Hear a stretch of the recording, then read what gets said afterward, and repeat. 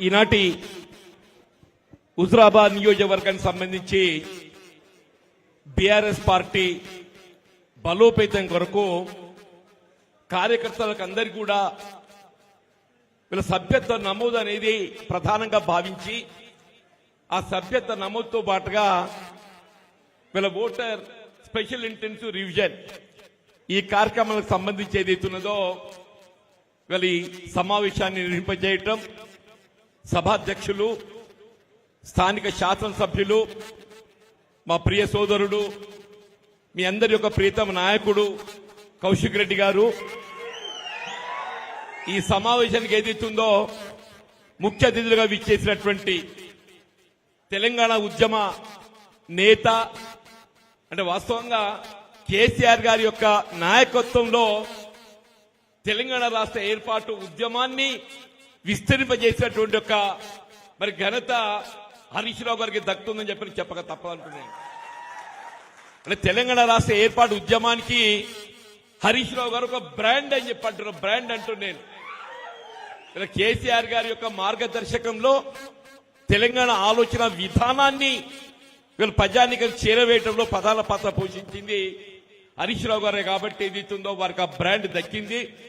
మరి వారు ఈనాడు ఏదైతుందో ఈ సమావేశానికి ముఖ్య అతిథులుగా రావడము శాసనసభ పక్ష ఉపనాయకులు వారితో పాటుగా ఇక్కడ హుజురాబాద్ నియోజకవర్గానికి ఈ సభ్యత్వ ఇన్ఛార్జ్ గా సమన్వయం చేయడానికి ఇచ్చేసినటువంటి సోదరుడు రాకేష్ రెడ్డి గారు, ముఖ్యంగా ఈ ప్రాంత వాస్తవుడు అయ్యుండి హుస్నాబాద్ నియోజకవర్గాన్ని ప్రాతినిధ్యం వహించినటువంటి మా సోదరుడు సతీష్ బాబు గారు, అట్లాగే ఏదైతుందో మా గెల్లు శ్రీనివాస్ గారు, ఎర్రోలు శ్రీనివాస్ గారు, ఇక్కడ మున్సిపల్ చైర్పర్సన్ దిలీప్ గారు, మాజీ మున్సిపల్ చైర్పర్సన్ రాజేశ్వరరావు గారు, తొలితరం తెలంగాణ ఉద్యమ నాయకుడు మా పరిపాటి రవీందర్ రెడ్డి గారు అని చెప్పట్టు నేను మా మిత్రుడు ఉన్నాడు కాబట్టి మా పరిపాటి రవీందర్ రెడ్డి గారు, ఇంకా వేదికను అలంకరించినటువంటి ఒక వివిధ హోదాలున్న తెలంగాణ ఉద్యమకారులు, నాయకులు, కార్యకర్తలు, అభిమానులకు అందరికీ నేను ఉద్యమ అభినందనలు తెలియజేస్తూ అంటే వాస్తవంగా ఈ సమావేశం చూస్తుంటే ఇది కేవలం హుజురాబాద్ నియోజకవర్గాన్ని కాదే యావత్ తెలంగాణ రాష్ట్రానికి ఆదర్శవంతంగా నిలుస్తుందనే ఒక భావన కలుగుతుందని చెప్పంటున్నా. సోదరుడు కౌశిక్ రెడ్డి గారు ఏదైతుందో కేవలం యువకుడు, ఉత్సాహవంతుడు, శాసనసభకు మాత్రమే పరిమితమయ్యే విధంగా పోరాటం చేస్తారని చెప్పి భావిస్తూ ఉంటాం. కానీ శాసనసభకి పరిమితం కాదు, నియోజకవర్గంలో కూడా ఏదైతుందో పార్టీని బలోపేతం చేయడం లోపల ఆయన ఎంత కృషి చేస్తుండో ఇవాళ మీ అందరిని చూసిన తర్వాత అది కనబడుతుందని చెప్పంటున్నాను. నేను కౌశిక్ రెడ్డి గారిని హృదయపూర్వకంగా అభినందిస్తున్నాను. నేను ఇలా రాబోయే కాలం లోపల ఇలా హుజురాబాద్ నియోజకవర్గాన్ని ఆదర్శవంతంగా తీసుకుంటాం. ఏం చెప్పంటే మాకు మేము జగించాల బాగా బలవంతం అనుకుంటాం, కానీ మిమ్మల్ని చూసిన తర్వాత నిజంగా కూడా ఇది ఉద్యమాల గడ్డ అని చెప్పక తప్పదని చెప్పంటారు. అలా ఏదైనా కానీ అంటే వాస్తవంగా తెలంగాణ రాష్ట్ర ఏర్పాటు ఉద్యమ సమయం ఆనాడు కేసీఆర్ గారు ఏదైతుందో తన పదవులు త్యాగం చేసి, సాధారణ పదవులు త్యాగం చేయడం అంటే మామూలు విషయం కాదని చెప్పంటున్నాను. వారు శాసనసభ సభాపతి అట్లాగే శాసనసభ సభ్యత్వానికి రాజీనామా చేసి ఇలా తెలంగాణ రాష్ట్ర ఏర్పాటుతో మాత్రమే ఈ తెలంగాణ ప్రాంతానికి రైతాంగం న్యాయం జరుగుతుంది.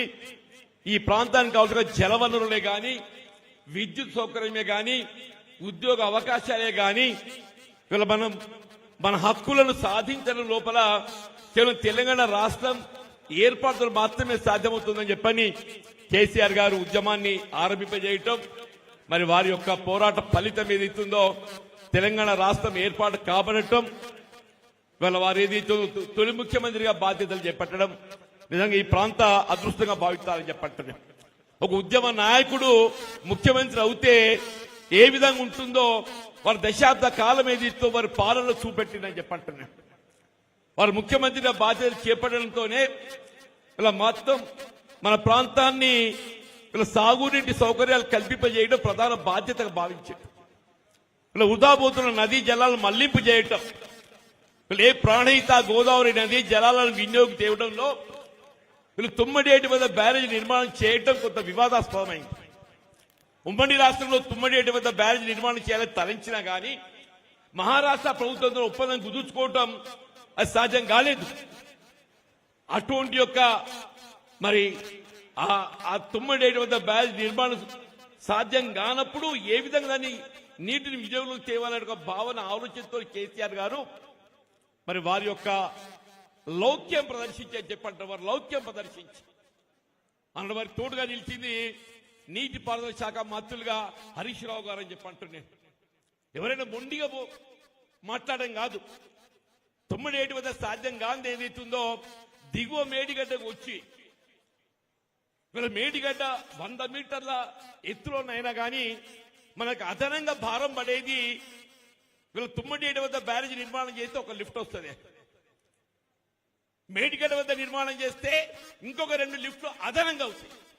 కానీ నీటి లభ్యత ఏదైతుందో పైన మన తుమ్మడేటి వద్ద ఒక 70 టీఎంసీ వస్తే ఇక్కడ 300 టీఎంసీ పైన నీటి లభ్యత పొందే అవకాశం ఏదైతుందో వీళ్ళ హక్కుగా పొందడం మన తెలంగాణ ప్రాంతానికి ఏదైతుందో మరి దాని ఒక అదృష్టంగా భావించి కేసీఆర్ గారు మహారాష్ట్ర ప్రభుత్వంతో ఒప్పందం కుదుర్చుకొని వీళ్ళ కాళేశ్వరం ప్రాజెక్టే ఇది కేవలం తెలంగాణ రాష్ట్రానికే పరిమితమయ్యే విధంగా కాకుండా వీళ్ళ జాతీయ అంతర్జాతీయ స్థాయిలో గుర్తింపు పొంది ప్రశంసలు పొందినట్టు ఒక ప్రాజెక్టే కాళేశ్వరం ప్రాజెక్ట్ అని చెప్పంటున్నాను. ఇవాళ ఎవరెవరు ఏమేమి మాట్లాడుతూ తెలియదురా నాయన అని చెప్పంటున్నాను. యావత్ తెలంగాణ ప్రాంతానికి వీళ్ళ కేవలం పాలమూరు రంగారెడ్డితో ఏదైతుందో కొంత మేరకు మహబూబ్నగర్ రంగారెడ్డి జిల్లాకు నీటి సౌకర్యం వస్తుంది కావచ్చు. ఖమ్మం జిల్లాకు ఏదైతే సీతారామ ప్రాజెక్టు రాజీవ్ సాగర్ తోని కొంత మేరకు నీటి సౌకర్యం వస్తుంది కావచ్చు. కానీ మిగిలిన యావత్ తెలంగాణకు సాగునీరు, త్రాగునీరు, పారిశ్రామిక అవసరాలు, హైదరాబాద్ నగరానికి త్రాగునీటి అవసరాలు కల్పించేది కేవలం కాళేశ్వరం ప్రాజెక్ట్ అని చెప్పక తప్పదని చెప్పంటున్నా. అటువంటి ఒక ప్రాజెక్ట్ నిర్మాణానికి పూనుకున్న కేసీఆర్ గారికి ఏదైతుందో తోడు నిలిచి హరీష్ రావు గారు ఏదైతుందో దానికి కార్యరూపం కల్పించిన ఘనత ఏదైతుందో కేసీఆర్ గారితో పాటు హరీష్ రావు గారు కూడా దక్కుతుందని చెప్పక తప్పదంటున్నాడు. అటువంటి ప్రాజెక్టే దశాబ్ద కాలంలో చెప్పంటున్నాను. మీరు హైదరాబాద్ కి ఆరంభిస్తే హైదరాబాద్, కరీంనగర్, నిజామాబాద్, వరంగల్, మెదక్, సింగూరు, నల్లగొండ, సూర్యాపేట వరకు కూడా చెప్పండి. నల్లగొండ, సూర్యాపేట వరకు నీరు అందింపజేసే ఒక ప్రాజెక్టే వీళ్ళ కాళేశ్వరం ప్రాజెక్ట్. అది ఏమైందన్నా ఒక 2 పియర్సే కురింగిపోయాయి. 2 పియర్సే ప్రకృతి వైపరీత్యమా కారణం ఏదైనా 2 పియర్స్ కురింగిపోయినాయని చెప్పి అంటున్నా. ఇప్పుడు ఆ 2 పియర్స్ కురింగిపోతే 30 మాసాలు గడుస్తుందయా. ఈ 30 మాసాల కాలంలో ఆ కుంగిపోయిన 2 పిల్లలు కట్టలేనట్టు ఒక అసమర్థ ప్రభుత్వం. ఇవాళ దురదృష్టం ఏంటంటే రేవంత్ రెడ్డి ఒక్కొక్క మాట మాట్లాడుతుంటే అసలు ఆయన ఏమన్నాలో నాకు తోచలేదు చెప్పంటున్నా. రేవంత్ రెడ్డి ఒక్కొక్క మాట మాట్లాడుతుంటే కేవలం కేసీఆర్ గారిని దోషిగా ఎత్తి చూపే ప్రయత్నం తప్ప తెలంగాణ ప్రాంతాన్ని సస్యశ్యామలం చేసినటువంటి ఆ కాళేశ్వరం ప్రాజెక్టు గొప్పతనం ప్రజల్లో కనబడితే ఎట్లుంటుందని చెప్పని ఒక కుట్రపూరితంగా ఏదైతుందో ఆ 2 పియర్స్ మరమ్మతు ఏదైతుందో ఈ 30 మాసాలుగా నాన్సుతో వచ్చిందని చెప్పి అంటున్నాను. దురదృష్టం ఏంటంటే ఈసారి కరువు వస్తుందే. ఇది మృగశిర కార్తీ అంటే ఇప్పటికి మొత్తం వర్షం మనకు పునాస ఏదైతుందో ఆరంభమయ్యే దినం అని చెప్పి అంటున్నా. అటు పునాస ఆరంభమయ్యే దినం ఇది రోహిణి కాతులే గడ్డలు కొడుతున్నాయని చెప్పి అంటున్నాను. రాబోయే కాలం ఏ విధంగా ఉంటుందో తెలియదు. కాళేశ్వరం ప్రాజెక్టు యొక్క గొప్పతనం, దాని ఆవశ్యకత అనేది మనకి ఇప్పుడు తెలిసి వస్తుంది చెప్పంటున్నాం. కాళేశ్వరం ప్రాజెక్టు యొక్క గొప్పతనం, ఆవశ్యకత మనకి ఇప్పుడు తెలిసి వస్తుంది చెప్పంటున్నాను. దానికే వీళ్ళ రేవంత్ రెడ్డి గారు ఆయనకి ఇప్పుడు జ్ఞానోదయమైనట్టు నేనేదో 27 జూన్ వరకు దాన్ని మరమ్మతు చేస్తా. నువ్వు 27 జూన్ కాదురా నాయన, నీ జీవితకాలంలో మీతో కాదు, అది మళ్ళీ మరమ్మతు కావాలని చెప్పంటే బీఆర్ఎస్ పార్టీతోనే సాధ్యమవుతుంది. మళ్ళీ రేపు ఎన్నికల్లో ఏదైతుందో బీఆర్ఎస్ ప్రభుత్వం అధికారం రావటం, కేసీఆర్ గారి యొక్క నాయకత్వంలో హరీష్ రావు గారు తోడు నిలిచి ఈ 2 పియర్స్ ఏదైతే మరమ్మతు చేసి యావత్ తెలంగాణ రాష్ట్రాన్ని ఏదైతుందో సుభిక్షం చేసేటువంటి యొక్క ఘనత మళ్ళీ బీఆర్ఎస్ పార్టీకి దక్కబోతుందనే ఒక భావన నేను వ్యక్తం చేస్తాను చెప్పంటున్నాను. దాంతో పాటు అందరం రైతులమైన కులానికి ఎవరమైనా కానీ మనం పండించే ధాన్యానికి గిట్టుబాటు ధర కావాలి. కేంద్ర ప్రభుత్వం ఏదైతే మద్దతు ధర ప్రకటిస్తుంది, ధాన్యం కొనుగోలు ఆవశ్యకత ఎంత ఉంటుందో మీకు తెలియదు కాదు.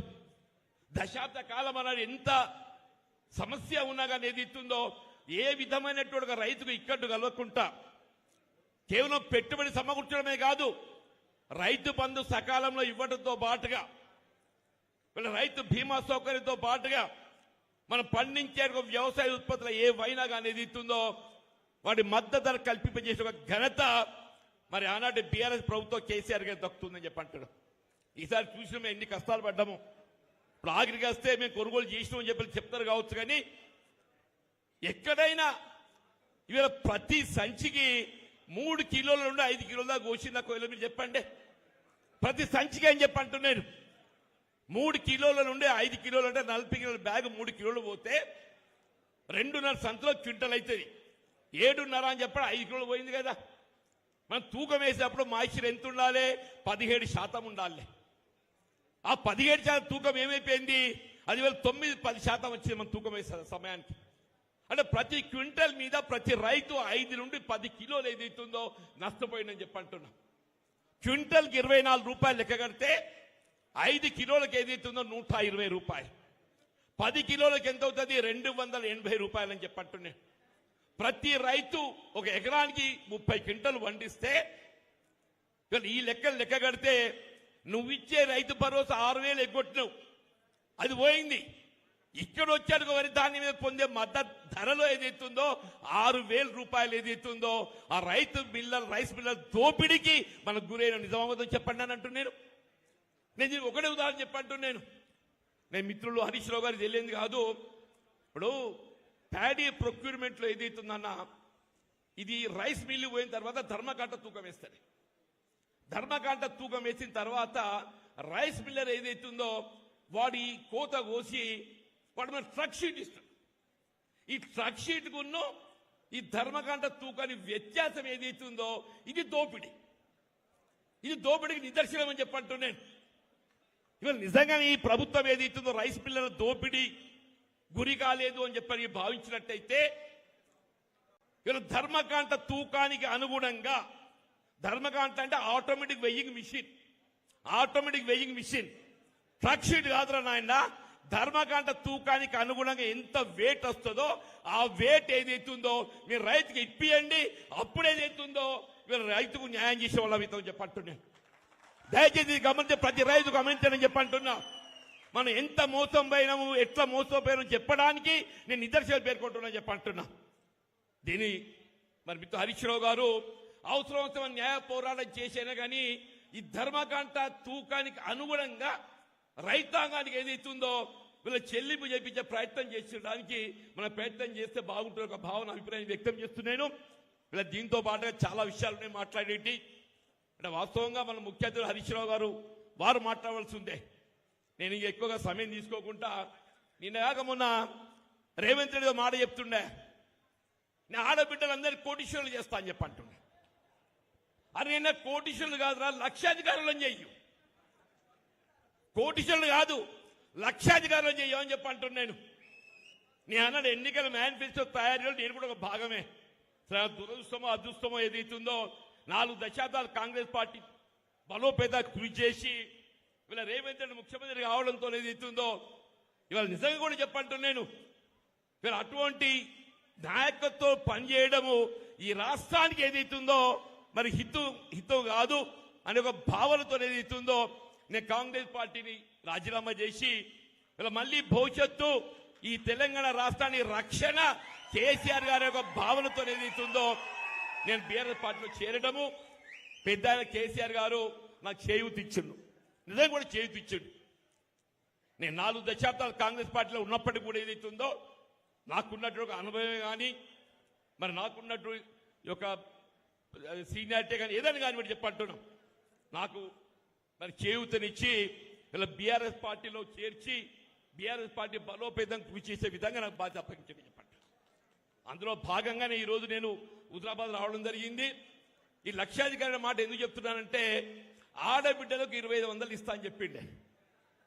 2,500 2500 అంటే నెలకి 2500 సంవత్సరానికి ఎంత అయితే 2500 ఇంటూ 12 30,000 అయితే 2500 ఇంటూ 30 సరే 12 30,000 అయితే 5 సంవత్సరాలకు 1,50,000 అయితే ఇది ఇయ్యాల్సిన బాధ్యత ఏదైతుందో ఇవాళ అధికారంలో ఉన్న ప్రభుత్వం కాంగ్రెస్ పార్టీ రేవంత్ రెడ్డి గారిపై ఉందా లేదా? అది ఇవ్వాలని ఇవ్వద్దే. నేనేమంటున్నా, అయినా నువ్వు కోటీశ్వరుడు అక్కర్లేదు, మా ఆడబిడ్డలు అందరూ ఏదైతుందో నువ్వు ఇస్తాన్న 2,500 ఇయ్యు. ఇవాళ పెన్షన్స్ ఏదైతుందో నువ్వు 2,000 4,000 చేస్తాను. నువ్వు 4,000 కాదురా నాయన, ఆ 2,000 చక్కగా ఇయ్యు అని చెప్పట్టు అర్హతకు అనుగుణంగా. ఇలా 30 మాసాలు గడిస్తే ఇక్కడ కొత్త పెన్షన్ ఇచ్చినాడే. అదే కేసీఆర్ గారు ఏదైతుందో ఉమ్మడి రాష్ట్రంలో 200 రూపాయలు ఉన్న పెన్షన్ ను 2,000 చేసింది. 200 రూపాయల పెన్షన్ ను 2,000 చేసిండని చెప్పి అంటున్నారు. 10 అంతలు పెంచిండు.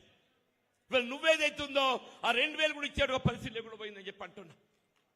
దయచేసి పెన్షన్ అనే కాదు, ఇప్పుడు ఆ మిత్రుడు శ్రీనివాస్ గారు చెప్పి నిరుద్యోగుల పరిస్థితి ఏ విధంగా ఉందని చెప్పని, ఎన్నికల్లో ఏదైతుందో రేవంత్ రెడ్డి మాట ఎవరు నమ్మడం అని చెప్పని రాహుల్ గాంధీ గారిని పట్టుకొచ్చి అశోక్ నగర్ ఏదైతుందో మేము మొదటి సంవత్సరం 2 లక్షలు ఇస్తాం ఉద్యోగాలు, తర్వాత సంవత్సరాలు 1,00,000 ఇస్తామని చెప్పని నమ్మబలికింది. 30 మాసాలు గడుస్తుందా చెప్పి నేను ఏమంటుండే 60,000 ఉద్యోగాలు ఇచ్చినట్టు. 60,000 కాదు, మొత్తం నికరంగా ఇచ్చింది 17,000 మించి ఇవ్వలేదు. నికరంగా ఇచ్చింది 17,000 మించి ఇవ్వలేదు చెప్పంటుండే. వీళ్ళ పోలీస్ కానిస్టేబుల్ ఉద్యోగాలు ఏదైతుందో 19,000 ఖాళీలు ఉన్నాయి. 19,000 ఖాళీలు ఉన్నాయి. నేను నిరుద్యోగ యువత అంతా హరీష్ రావు గారి మరి వారి దగ్గర మా పరిస్థితి ఏంటన్నా, మాదేదో పొరపాటు జరిగింది, ఇవాళ ఏదైతే ఆయన నమ్ముకొని వాడేమో మాకు చేస్తారని చెప్పిన ఆశతో ఏదైతుందో కాంగ్రెస్ పార్టీ అధికారిని పట్టుకొచ్చినాం. మాకు న్యాయం జరగాలి, మాకు ఉద్యోగాలు కల్పన కావాలని చెప్పని హరీష్ రావు గారికి వినతి పత్రం ఇవ్వడం జరిగిందని చెప్పంటే, ఇలా కానిస్టేబుల్ పూస్తే కాదు, నిరుద్యోగ యువత వారికి ఉద్యోగ అవకాశాలు కల్పింపజేయడం ఏదైతుందో ప్రభుత్వ బాధ్యత. దయచేసి ఇలా రేవంత్ రెడ్డి పరిస్థితి ఎట్లున్నా కానీ రేపు రాబోయే కాలం మనది కాబట్టి కేసీఆర్ గారి యొక్క నాయకత్వం లోపల ఇలా మొత్తం యువతకు ఏదైతుందో ఉపాధి కల్పన ప్రధాన లక్ష్యంగా ధ్యేయంగా పెట్టుకోదవుతుందని చెప్పంటారు.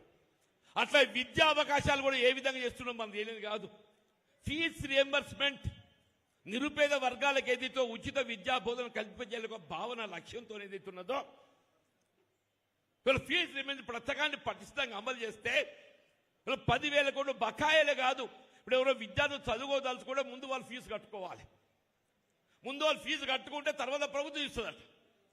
అంటే నిజంగానే ఏదో నిరుపేద కుటుంబం ఏదైతుందో ఫీజు చెల్లించుకునే ఆర్థిక స్తోమత ఉంటే నువ్వు ప్రభుత్వం చెల్లించాల్సిన అవసరం ఎందుకు వస్తుంది? నిరుపేద కుటుంబాలకు ఏదైతుందో ఫీజు చెల్లించే స్తోమత లేదు కాబట్టే నీపై ఆధారపడుతున్నా. ఫీజు రియంబర్స్మెంట్ పథకం నిర్వీర్యం చేయడంతో వీళ్ళ నిరుపేద కుటుంబాలకు విద్యా అవకాశాలు భారత రాజ్యాంగం కల్పించిన హక్కు అని చెప్పంటున్నాం. ప్రాథమిక హక్కుల్లో ఇది ఒక భాగం అని చెప్పంటున్నాం. విద్యా వైద్యం అటువంటి హక్కును కలరాస్తుంది ఇలా ఈ కాంగ్రెస్ పార్టీ రేవంత్ రెడ్డి ప్రభుత్వం అని చెప్పంటున్నాం. ఏదేమైనా కానీ మరి ఇంకా 2 సంవత్సరాలు మనకి తప్పదు నాయన. ఈ 2 సంవత్సరాలు మనకి పోరాటం తప్పదని చెప్పంటున్నాను. ఈ 2 సంవత్సరాలు ఏదైతుందో ఇవాళ మనం మంచిగా కనబడుతుంది. ఇది నిన్న మొన్న సర్వే ఒకటి వచ్చిందన్న, అది మీరు కూడా గమనించి ఉంటారని చెప్పంటూ నేను మన తెలంగాణలో 86 స్థానాలు బీఆర్ఎస్ దక్కుతుందని చెప్పారు. 86 స్థానాలు వచ్చిందన్న. అంటే ఇది మనం చేసే సర్వే కాదు, ఇది మహారాష్ట్రకి ఏదైతుందో నాకు సరి తెలియదు కానీ మొత్తానికి ఇది అంతర్జాతీయ స్థాయిలో గుర్తింపు చేసిన సర్వే. వీళ్ళ బీఆర్ఎస్ భారత రాష్ట్ర సమితి కేసీఆర్ గారి యొక్క నాయకత్వంలో ప్రభుత్వం ఏర్పాటు చేయడం 86 స్థానాలు పొందబోతున్నామని చెప్పంటూ నేను దాన్ని పటిష్టం చేసుకోవాలి.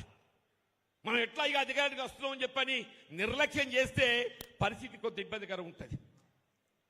ఇది ఆరంభం అని చెప్పి, ఈ సభ్యత నమోదు ఇది ఆరంభం అని చెప్పి అంటున్నాం.